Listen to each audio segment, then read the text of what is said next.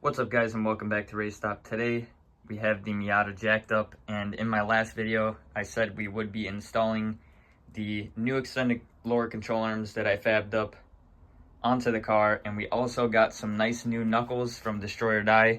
The homie Joey hooked it up, so we're gonna end up putting these on as well as the brake lines and fix the rear as well, because I haven't had an e-brake for quite a while now.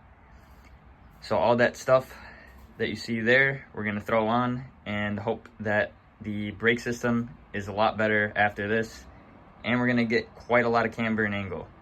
Let's get right to it. I have both the wheels off now. It is a little bit salty, but I went ahead and WD-40'd everything on both sides, let it sit for a little bit, and now we should be good to go for disassembling this entire wheel well here, and then we can do the passenger side as well and get everything put together in hopefully pretty timely manner.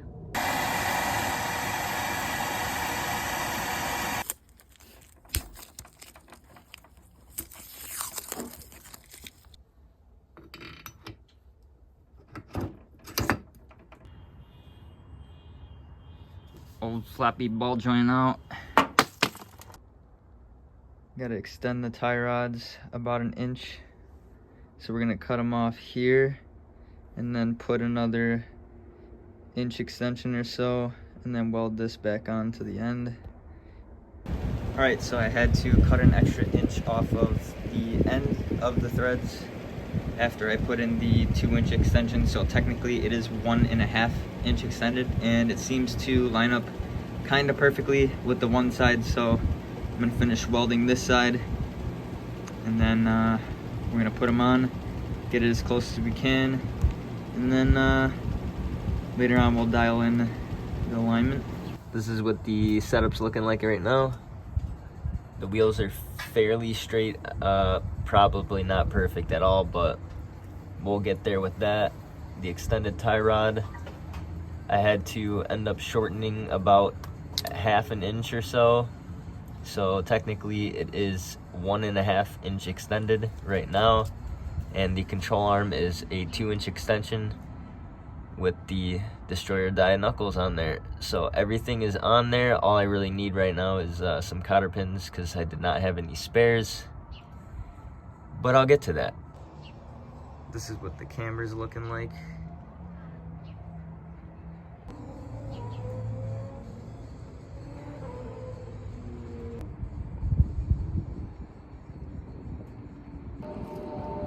Overall, I'm pretty happy with the results so far. I just have to go ahead and bleed the front brakes and replace the rear brake lines to fix my e-brake. And that should pretty much do it for installing this angle kit. All right, back to it on another day. I have the rear caliper off now, but as you can see, the bleeder has snapped. So I'm gonna end up just getting new calipers because I have new lines. Might as well get the new calipers. And I'm gonna have to get a new e-brake cable because this thing snapped.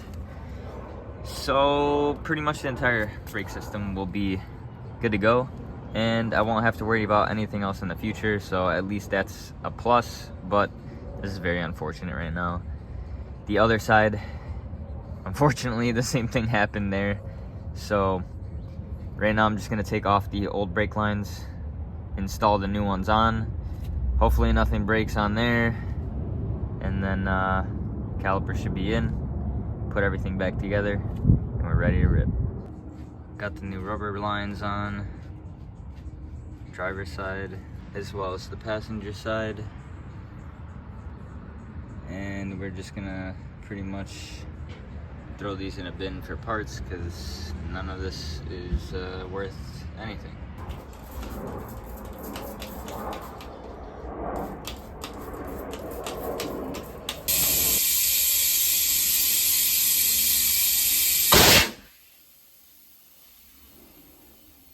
Hell yeah. Another one.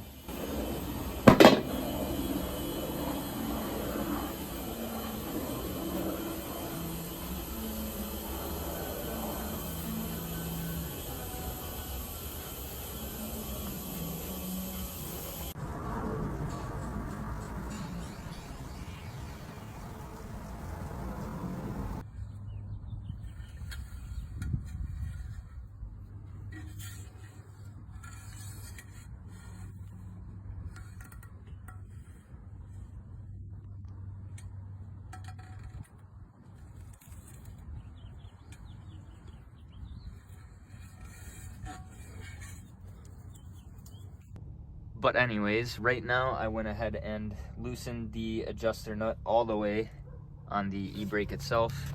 And going under the car, it is a very tight space and pretty much recommended to take the exhaust and the drive shaft out to do this. But as you can see right there, that is where your e-brake cable mounts to that little T and goes to a one single cable. I took the spring out already, and I took the clips that hold the cables into that bracket there off, so that way now we can slip those cables out of that little bracket that tees off and pull out the old ones. Okay, so now for the most important part. The two brake lines there that connect to that little T is like a balance point. So the two cables actually cross like an X.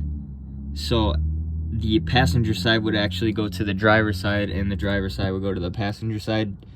Mostly probably because of length reasoning and that balance point there. So just keep that in mind. They do need to be like an X. Finally getting to bleeding the brakes.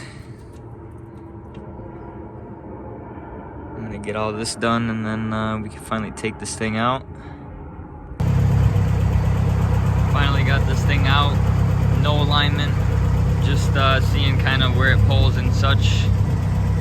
But it feels pretty good. The full lock is pretty crazy. Definitely way better than stock, I could say that. Got the candy.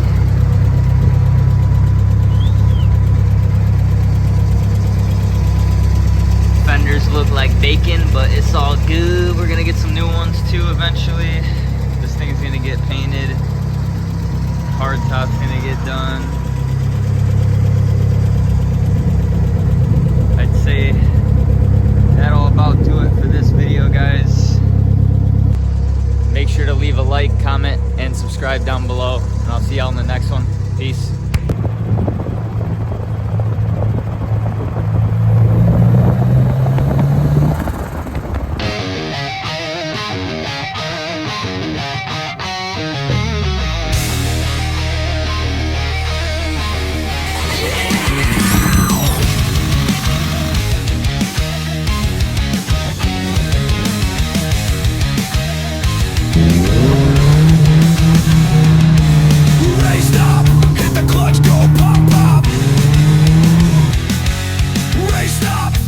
Race never gives up.